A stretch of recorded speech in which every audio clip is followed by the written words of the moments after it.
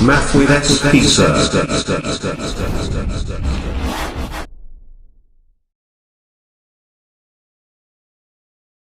नमस्कार विद्यार्थियों, आप सभी का वीर तेजा क्लासेज में हार्दिक स्वागत है।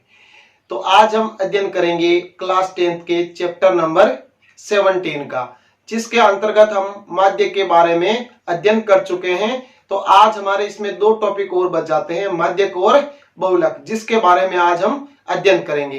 तो सबसे पहले हम देखेंगे माध्यक या माध्यिका। तो देखें, माध्यक या फिर हम उसको बोल सकते हैं माध्यिका।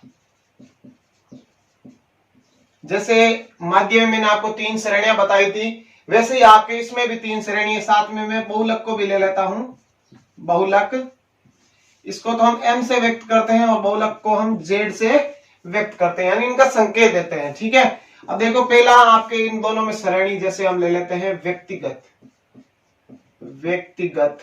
श्रेणी। एक एग्जाम्पल की सहायता से ले लेते हैं साथ में कि 2, 8, 5, 3, 6, 2, 10, 12। ठीक है, ये एक एग्जाम्पल है। व्यक्तिगत श्रेणी के बारे में मैंने आपको बताया है माध्य के टाइम कि जो अंक दिए होते हैं, सिर्फ अंक दिए हुए होते हैं, वो हमारे व्यक्तिगत श्रेणी के अंतर्गत गिने जाते हैं। ठीक है, तो पहले हम बात करेंगे माध्यक या माध्यिका की। व्यक्तिगत श्रेणी में क्या होता है? तो सबसे पहला काम तो है जो माध्यक है उसमें कि जो अंक दिए होते हैं उनको हम पहले किस में लिखेंगे? हमेशा आरोही क्रम में। किसमें? आरोही क्रम में। आरोही क्रम क्या होता है? बढ़ते क्रम में, यानी छोटे से बड़े की ओर। तो सबसे छोटा मान इसमें क्या है? 2 है, 2 बार आ रखा है, लिख दो। फिर 3 है, फिर 5 है, फिर 6 है, फिर 8 है, फिर 10 है, फिर 12 है। ठीक है, अब हम देखेंगे अंक। अंक मतलब ये टोटल कितने हैं, उसको हम किससे लिखेंगे? n से, कि n कितने हैं टोटल? 1, 2, 3, 4, 5, 6, 7, 8। कितने हैं? 8 है। ठीक है, यहां देख लो, 1, 2, 3, 4, 5, 6, 7, 8। ठीक है, तो कोई अंक छूटा नहीं, जो थे वो मैंने वापस आरोही क्रम में लिख दिए। तो इसमें 2 नियम होते हैं। अब क्या? एक तो सम पर होता है, एक विषम। कि जो n होते हैं वो सम है, एक विषम है, वो हमें देखना होता है। तो n बराबर 8 है, तो क्या है? सम ही तो है। तो सम है, तो इसमें आपको सूत्र कैसे लगाना वो देखें कि पहले इसमें निकालते हैं हम n बटा 2वां पद, n बटे 2वां पद, यानी 8 बटा 2 बराबर कितना हो जाएगा? चौथा पद, है ना? चौथा पद निकाल लिया। ठीक, उसके बाद निकालेंगे हम n बटे 2 प्लस 1, n बटा 2 प्लस 1वां पद, यानी n बटा 2 तो हम निकाल चुके, कितना है? 4 है। उससे एक जस्ट प्लस 1 है ना, जस्ट उसके अगले वाला पद कितना होगा? 5वां पद। ठीक है, दोनों निकाल लिए। अब बड़ी आसानी से हम इसका माध्यक निकाल सकते हैं। कैसे? कि m बराबर जो दोनों पद है उनको जोड़ देना, चौथा पद। यहां से देखो 1, 2, 3, 4। ठीक है, यहां नहीं देखना है, आरोही क्रम में से लेना है। कितना हो जाएगा? 5। 5वां कितना है? 1, 2, 3, 4, 5। कितने हो गए?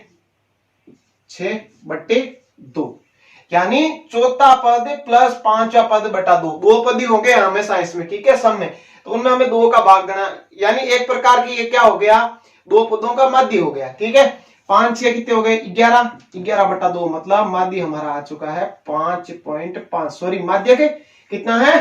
5.5। अब अगर मैं इसमें एक संख्या को और बढ़ा दूं, जैसे मैं यहाँ पे 13 कर दूं, एक और 13 ले लिया। ठीक है, तो देखो यहाँ पे कितना हो जाएगा? यहाँ हो जाएगा 9, मतलब ये क्या बन जाएगा? विषम, है ना? विषम। तो इसका सूत्र क्या होगा माध्यक का? तो माध्यक का सूत्र बड़ी आसान नहीं है कि m बराबर, सीधा सूत्र है n प्लस 1 बटे 2वां पद, n प्लस 1 बटे 2वां पद। तो n तो कितना है? 9 है, प्लस 1 बटे 2, यानी 5वां पद आ जाएगा। तो m बराबर देखो 5वां पद कौन सा है? 1, 2, 3, 4, 5। कितना है? 6। तो ये हमारे क्या हो गया? 6 आंसर हो गया क्या? माध्यक। ठीक है, तो ये हो गया ना कि एक तो सम होता है, एक होता है विषम।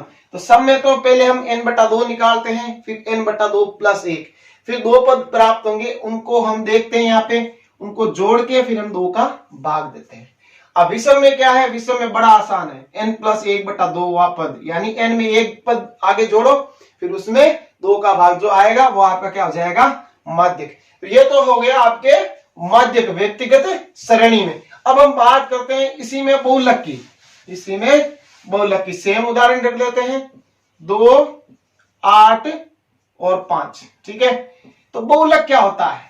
ठीक है, बहुलक है कि व्यक्तिगत श्रेणी में जो अंक सर्वाधिक है, जो अंक सर्वाधिक है यानी बार बार आया हुआ है, वो हमारा क्या कहलाता है, बहुलक कहलाता है। ठीक है, तो बहुलक होता है कि जो अंक बार बार आए, जो अंक बार बार आए वो अंक बहुलक होगा। किसमें? व्यक्तिगत श्रेणी की बात कर रहा हूं। ठीक है ना, तो यहां पे देखो अंक ये जो 2 है ये 2 बार आया हुआ है, बाकी सब देखो एक एक बार है। ठीक है, तो हम यहां लिख देंगे कि 2 की बारंबारता, 2 की बारंबारता सबसे अधिक है, सबसे अधिक है, इसलिए z बराबर कितना हो जाएगा, 2, यानी बहुलक कितना हो जाएगा, 2।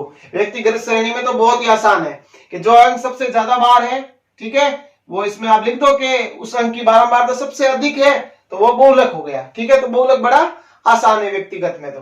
ठीक है, अब हम इसकी अगली श्रेणी देखते हैं दोनों में ही। क्या अगली श्रेणी है? ए वर्गीकृत बारंबारता बंटन, ए वर्गीकृत बारंबारता बंटन, ए वर्गीकृत बारंबारता बंटन। एक कोई उदाहरण ले लेते हैं, जैसे x के मान दे रखे हैं आपको 2, 4, 6, 8, 10, 12। ठीक है, f दे रखा है 3, 6, 5, 8, 4, 2। ठीक है, तो अब हम पहले देखते हैं इसमें माध्यक या माध्यिका। ठीक है, तो उसके लिए हमें इसमें पहले निकालनी पड़ेगी CF, जिसे हम क्या बोलेंगे, संचयी बारंबारता। क्या बोलते हैं? संचयी बारंबारता। ठीक है, CF। अब ये कैसे निकालते? बड़ी आसान है कि जो पहला अंक है सेम F में, वो F सेम की सेम लिख दो। ठीक, फिर आगे से आगे तिरछा जोड़ते जाओ, 3 में 6 जोड़ दिए 9, 9 में 5 जुड़ गए 14, 14 में 8 जुड़ गए 22, 22 में 4 जुड़ गए 26, 26 में 2 जुड़ गए 28। ठीक है, अब इसका कर लेते हैं योग F का, जिसे हम n से व्यक्त करते हैं। तो 2 और 4 कितने हो गए? 6, 6 और 8 14, 14 और 5 19, 19 और 6 25, 3 28। तो एक बात यहाँ पे ध्यान रखना कि जो n का योग है वो इस लास्ट CF के क्या आता है, हमेशा बराबर आता है। ठीक है, तो ये चीज आपको ध्यान में रखनी है। तो इसमें बड़ा आसान है, क्या करेंगे, पहले n/2 करेंगे कि n 28 है बट्टा 2 है, तो कितना हो जाएगा, 14 से अधिक, 14 से अधिक बड़ी संचयी बारंबारता। तो देखो कि CF में 14 से अधिक 1, 2, या तो ये हो गई बराबर, तो इससे हम अधिक लेंगे, कौन सी, 22। ठीक है, इससे ठीक बड़ी संचयी बारंबारता 22 है, जिसके संगत चर का मान, यानी इसके बराबर मान कितना है, यहां पे देखो इसके बराबर मान है x का कितना है, 8 है। तो इसलिए जो आपका माध्यक है वो कितना हो जाएगा, 8 हो जाएगा। ठीक है, यानी एक बार वापस देख लो कि पूरा CF निकाल ली, फिर इनका मतलब जो आपका बारंबारता दे रखा है उसका योग कर लिया, उसका हमें आधा करना है, उससे ठीक बड़ी संचयी बारंबारता देखनी है। ठीक है, बड़ी संचयी बारंबारता, उस पर आप कोष्टक बना दो, उस कोष्टक में जो x का मान आएगा वो आपका क्या हो जाएगा, माध्यक या माध्यिका। ठीक है, अब इसमें सेम आप देख लेते हैं क्या, बहुलक। क्या बहुलक कैसे होगा? इसमें बहुलक भी बड़ा आसान है। इसमें बहुलक में तो बड़ा आसान, कुछ करना ही नहीं है। क्या करना है, देखना है कि f सबसे बड़ी कौन सी है। इसमें f सबसे बड़ी देखो कौन सी है, f सबसे बड़ी है 8, तो इसके बराबर x का मान कितना है, 8। तो हम सीधा लिखेंगे कि 8 की बारंबारता सबसे अधिक है, 8 की बारंबारता सबसे अधिक है, इसलिए बहुलक कितना हो जाएगा 8। ठीक है, तो बहुलक में तो बड़ा आसान है, जो क्वेश्चन दे रखा है उसमें आपको सीधा देखना है कि एफ सबसे बड़ी कौन सी है, उसके बराबर जो एक्स का मान है वो आपका क्या है, बहुलक है। ठीक है, तो ये आपके होगी ए वर्गीकृत बारंबारता बंटन में माध्यक और माध्यिका या बहुलक। ठीक है, दोनों कंप्लीट। अब हम एक उदाहरण देख लेते हैं लास्ट इसका वर्गीकृत का, कि वर्गीकृत बारंबारता बंटन क्या होता है इसमें। तो उसका एक उदाहरण लेते हैं, वर्गीकृत बारंबारता बंटन, वर्गीकृत बारंबारता बंटन। एक उदाहरण ले लेते हैं, जैसे वर्ग अंतराल दे रखे हैं 10 से 25, 25 से 40, 40 से 55, 55 से 70, 70 से 85, 85 से 100। और बारंबारता दे रखी है 6, 20, 44, 26, 3, 1। 6, 20, 44, 26, 3, 1। तो पहले हम माध्यक और माध्यिका के बारे में देखेंगे। तो इसमें भी आपको क्या निकालना पड़ेगा, एक बार CF निकालना पड़ेगा। ठीक है, तो पहली तो सेम लिख देंगे 6, फिर जोड़ेंगे 26, 26 में 44 जुड़े, 70, 70 में 26 जुड़े, 96, 96 में 3 जुड़े, 99, 99 में 1 जोड़ा, 100। एन भी आपके कितना आना चाहिए, 100 ही आना चाहिए। देखो 3, 1, 4, 4 और 26 कितने हो गए आपके 30, 30 और 20 कितने हो गए 50, 50, 56, 4 जोड़े कितने 60, 60 में 40 जुड़े 100।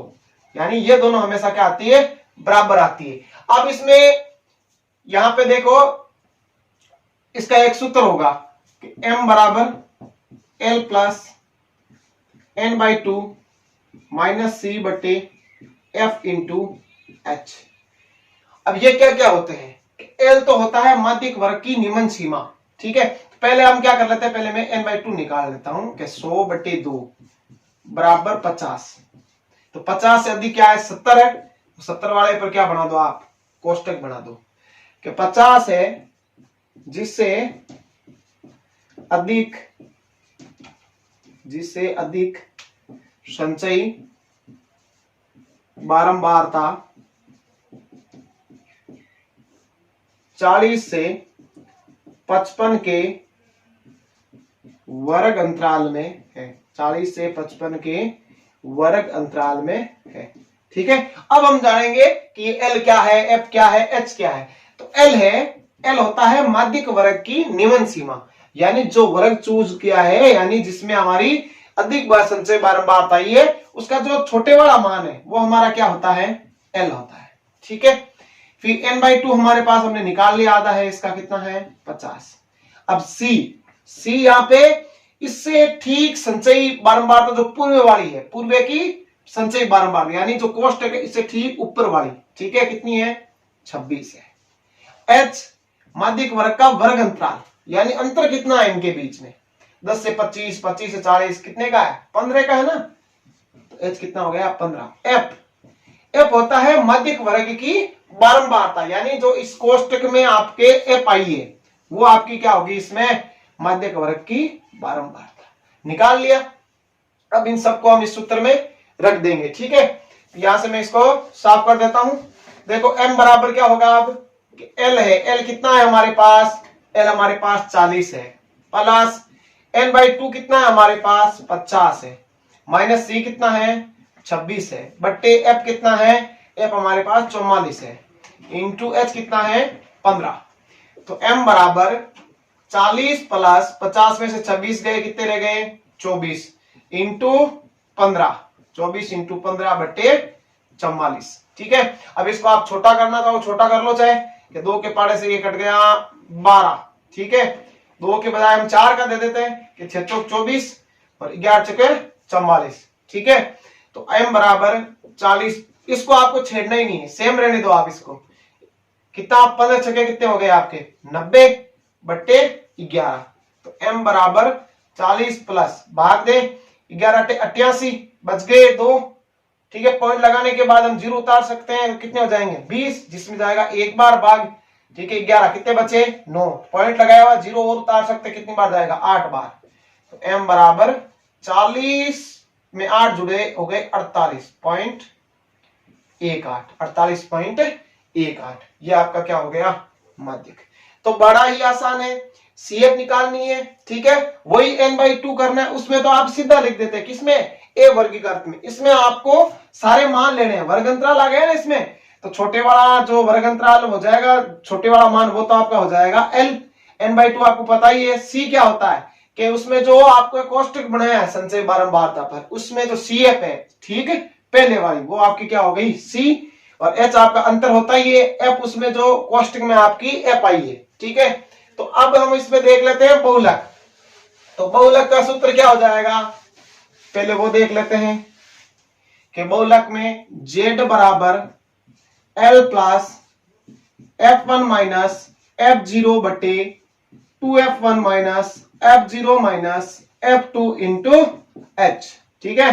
थोड़ा सा बड़ा सूत्र है लेकिन आसान है, सिर्फ याद रखना ही पड़ेगा आपको, ठीक है। बहुत आसान है, एक दो क्वेश्चन आप जो सॉल्यूशन करते हो तब आपको आसानी से ये याद रह जाता है। वही उदाहरण ले लेते हैं जो अभी माध्यक में लिया है कि वर्ग अंतराल कितना है, 10 से 25, 25 से 40, 40 से 55, 55 से 70, 70 से 85 और 85 से 100।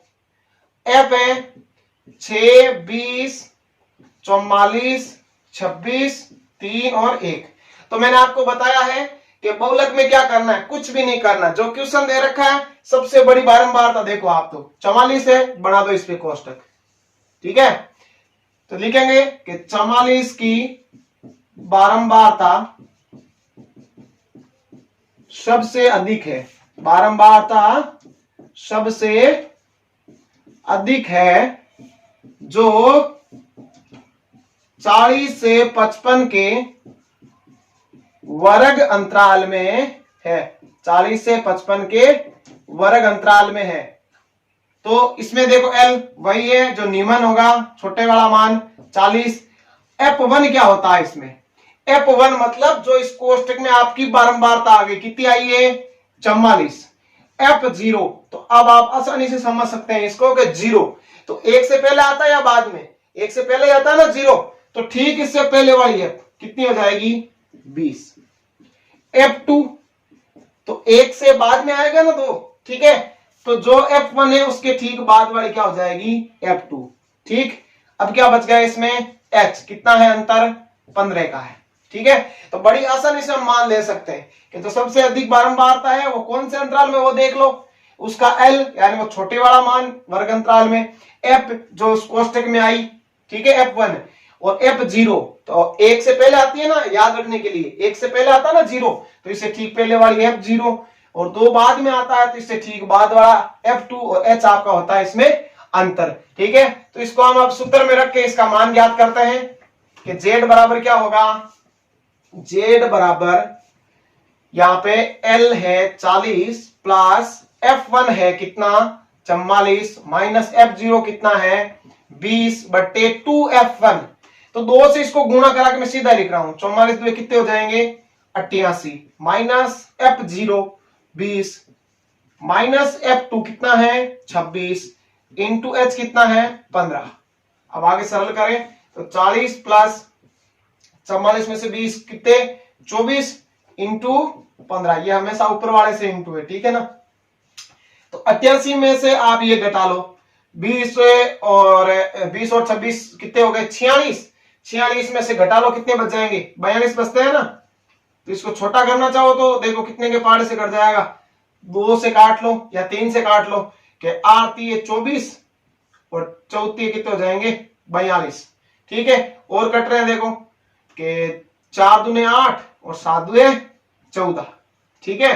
तो कितना हो जाएगा 40 प्लस 15 चौके 60 बट्टे 7, तो 40 प्लस 7 8 56, ठीक है, बच गए 4 0 कितने 7 पंजे 35 तो 5 50 7 7 गुण 50 48.57।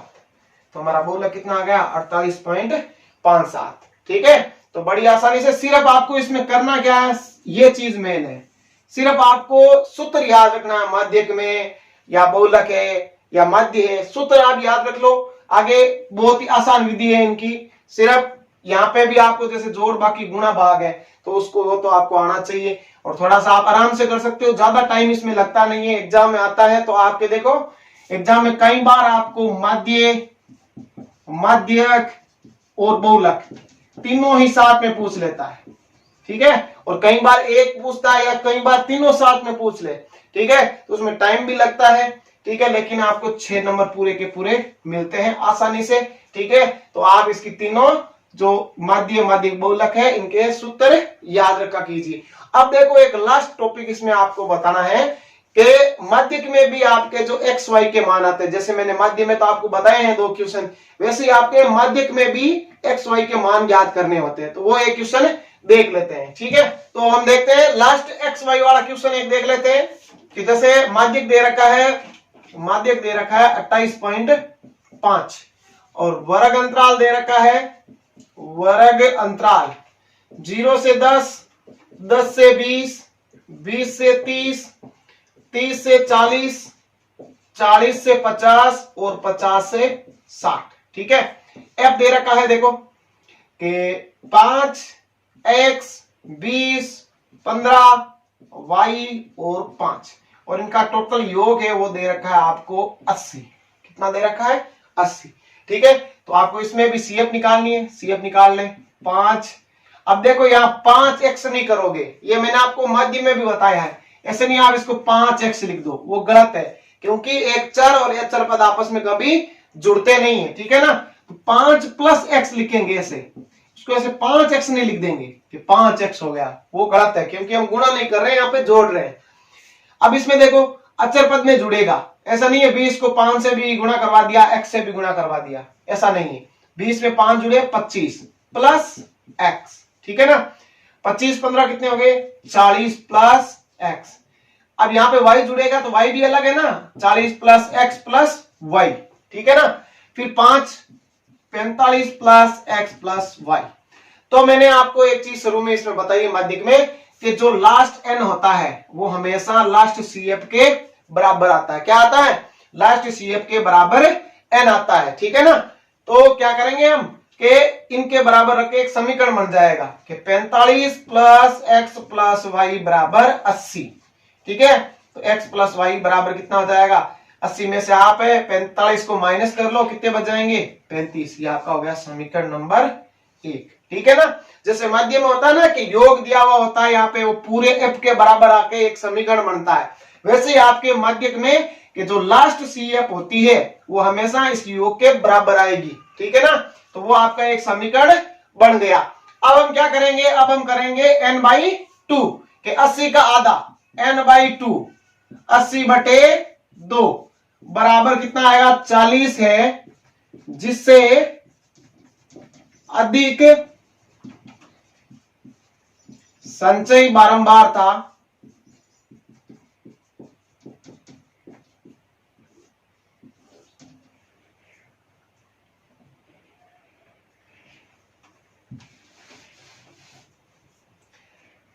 समीकरण नंबर 1 बन गया। अब यहाँ पे देखो, अब यहाँ पे एक चीज ध्यान रखनी है, अब यहाँ पे n/2 से नहीं होगा काम कि n/2 बराबर करके हम वो ले लेंगे अधिक वाली, वो चीज यहाँ नहीं होगी। यहाँ आपके काम करेगा ये वाला कि मध्य कितना दे रखा है? 28.5, और यह आपको कहां पे मिलेगा? ये आपको मिलेगा वर्ग अंतराल में। कहां पर? वर्ग अंतराल में। कि 28.5 किसके बीच आ रहा है? यहां आ रहा है 20 से 30 के बीच में, 28.5 इनके बीच में आएगा ना, तो इस पर आप क्या बना दो? कोष्टक बना दो ऐसे तीसरे वाले पे, ठीक है ना। तो यहां पे ऐसे लिखेंगे हम कि माध्य के 28.5 है, 28.5 है जो 20 से 30 के वर्ग अंतराल में है, 20 से 30 के वर्ग अंतराल में है, ठीक है। अब आपको सूत्र तो पता ही है, m बराबर होता है L plus n/2 minus C बटे F इंटू H। तो n/2 कर लेंगे पहले, तो n/2 कितना हो जाएगा? 80/2 बराबर कितना? 40, ठीक है। C इससे ठीक पहले वाली कौन सी है? 5 + x। F कितनी है? 20 जो इस कोष्टक में है। H कितना है? यहाँ पे 10 का अंतर है ना, और क्या बाकी रह गया? सारे मान लिख दिए। अब इस सूत्र में रखेंगे कि m के बराबर तो क्या आ जाएगा 28.5। ठीक है, l कितना है, ये रहा l 20, l है 20 प्लस n/2 कितना है आपका, n/2 हो गया 40 माइनस c आपके हो गया 5 प्लस x। तो यहां पे देखो बाहर क्या है, माइनस का चिन्ह है, क्या है, माइनस का चिन्ह। तो ये दोनों भी किसके हो जाएंगे, माइनस के, -5 माइनस x। अधिकतर यहाँ पे गलती कर लेते हो आप कि सिर्फ आप 5 पर ही माइनस लगाते हो, इसको आप प्लस का रख देते हो, तो वहां पे आपका क्वेश्चन गलत हो जाता है। ठीक है ना, माइनस है मतलब माइनस के आगे वाली पूरी संख्या किसमें आएगी, उसका चिन्ह चेंज हो जाएगा। ठीक है, बट्टे f कितना है, f यहाँ पे है आपके 20 इंटू h कितना हो गया 10, तो यहां से काट दो 10 से, कितनी बार, 2 बार। ठीक है, तो अब हम क्या कर देंगे, पक्षांतरण कर देंगे कि 28.5 ये जो प्लस है इधर आके हो जाएगा माइनस, बराबर में क्या बचा, देखो 40 में से 5 निकाल दो, कितने बच जाएंगे 35 माइनस x बटे 2, 35 माइनस x बटे 2। अब देखो यहां पे बच गया आपके 8.5 बराबर 35 माइनस x बटे 2, तिरछा यानी वज्र गुणा बोल सकते हैं उसको, वज्र गुणा। ठीक है, तो वज्र गुणा करवाएंगे तो क्या आएगा कि 8.5 है ना, 2 से गुणा किया, कितने हो गए आपके 17 बराबर कितना है 35 माइनस x, या x का इधर ले आते हैं 17 को उधर भेज देते हैं, 35 माइनस 17, तो x कितना आ गया आपके 18। अब हमारा देखो समीकरण नंबर 1 था, यहाँ पे क्या था, x प्लस वाई बराबर 35 था समीकरण नंबर 1, तो x का मान समीकरण नंबर 1 में रखने पर, समीकरण नंबर 1 में रखने पर रखते हैं, तो y बराबर कितना आ जाएगा 35 और x उधर जाएगा माइनस का, और x का मान है 18, तो x बराबर कितना है, सॉरी y बराबर कितना आ गया 17। तो ये आपका आ गया y का मान 17, x का मान 18। ठीक है, तो वही है CF निकालनी है, और ये ध्यान जरूर रखना है कि इसमें वो l/2 से काम नहीं करेगा, इसमें कौन सा काम करेगा, ये मध्य पे, कि ये मध्य कितना दे रखा है, और वो कहां पे, वो आपके वर्ग अंतराल में मिलेगा, कि वर्ग अंतराल में किसके बीच है, उससे आप चूज करोगे वर्ग अंतराल को। यहाँ पे n/2 से वर्ग अंतराल चूज नहीं होगा।